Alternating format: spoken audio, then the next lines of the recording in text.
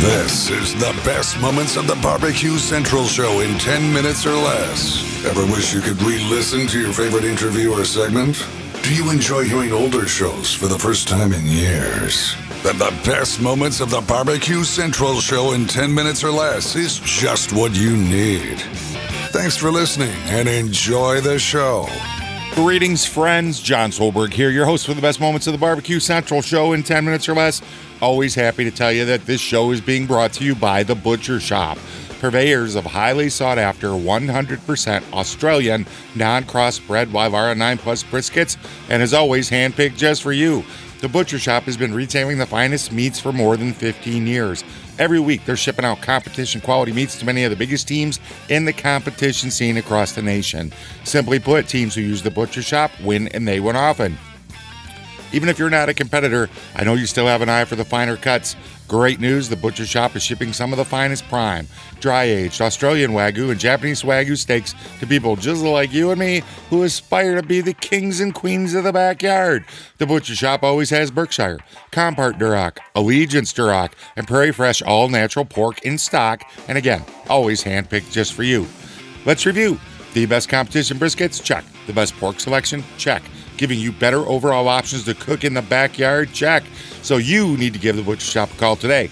850-458-8782. That's 850-458-8782. Be sure to mention the BBQ Central Show, and they're going to give you 10% off your entire order each and every time you call.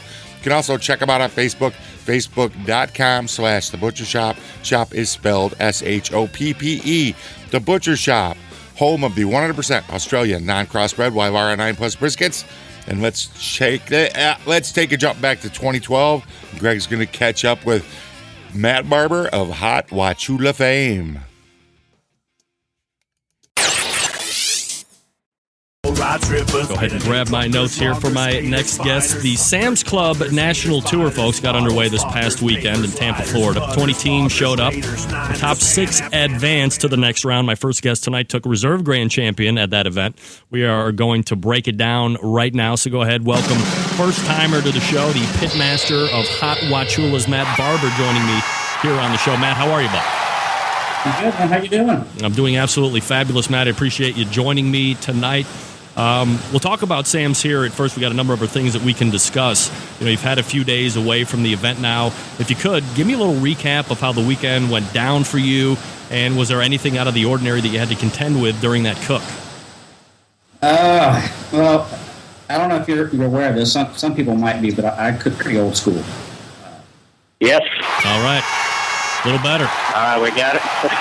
Okay, sorry about that. No, that's no problem. I apologize there. All right, Matt, so we kind of cut out. I asked you if you had to contend with anything out of the ordinary. You said that you had some pretty bad weather. You kind of cook old school in the fact that you don't have the big trailers and stuff like some of the other teams. So if you could kind of scoot back and recap there a little bit. Yeah, as soon as I got there, it was pouring down rain in Tampa, which is, pretty typical for Florida. But it's always, the only good thing was that, the wind wasn't bad. I'd much rather deal with rain as opposed to wind. But so pretty much I got there around 3 o'clock, and I just had to wait. It didn't stop raining till the cooks meeting, which for me is pretty standard. Usually the big joke in the FBA is that I don't show up till the cooks meeting anyway. So it really didn't throw off my timing all that much. But, it's just there's not a cook-off where something like that doesn't happen. Because you're cooking that way, are you always constantly fighting against the elements in some form or fashion? And do you feel that somehow hones the skills, is to say, where you're able to adapt more than some of the other guys that are in those big vans and whatnot? Well, definitely if there's power issues at the cook-off, I definitely have an advantage. I'm not, there's no pellets, there's no gurus.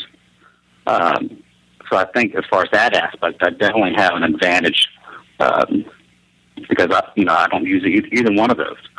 So it's when something starts beeping or the lights go off, it's not something that kind of freaks me out. Matt Barber joining us here on the show from Hot Wachula's. Matt, let's go ahead and break down the categories a little bit.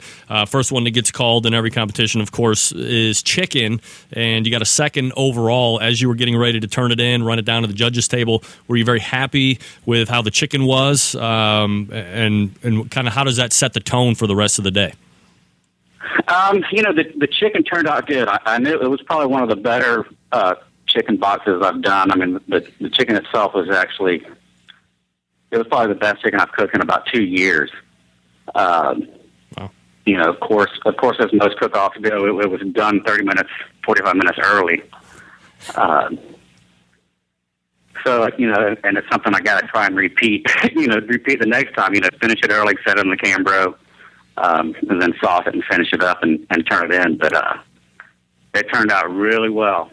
Matt, when you're testing your food, whether it be chicken or ribs or pork, before you put it in the box, are you one of the competition cooks that likes to make sure that they're taste testing before they run it, or are you confident in the process that's taken place before, where you're not going to add a little bit of extra seasoning or a little bit of extra sauce?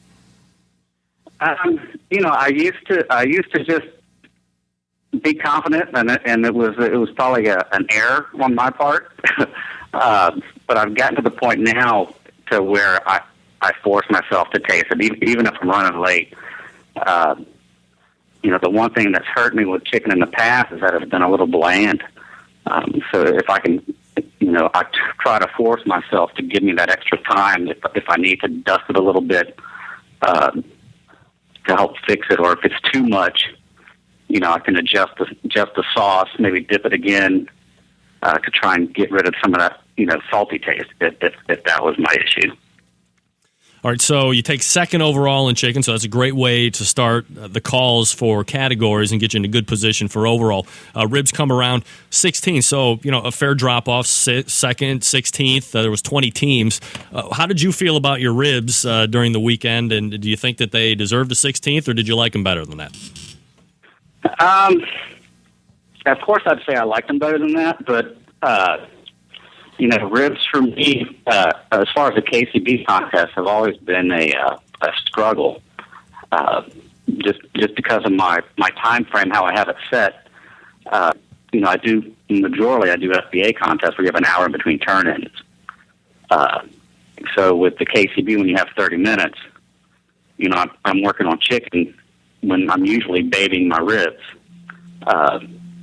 So it's more of the things I need to work on. I mean, they needed to be more tender. I needed a good 15 more minutes on them.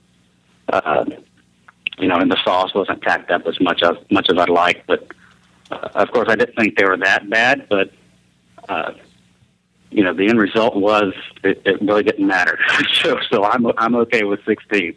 There you go. Matt Barber joining us here on the show. Next category is pork. You take 6 overall, so bang, you're right back, top 10. How did you feel about pork, and was it deserving of a 6, or should it have been better, or perhaps did you not feel that good about it? Find out what Matt had to say from back in the glory days of competition barbecue. You can do that over at the BBQCentralShow.com. There's a link in today's show notes. It's taking you to the complete episode. Go check that out. Let me know what you think. You can do that by sending me an email at John at the BBQCentralShow.com. And until next time on the best moments of the Barbecue Central Show in 10 minutes or less, I'm your host, John Solberg. I cannot wait to talk to you again soon.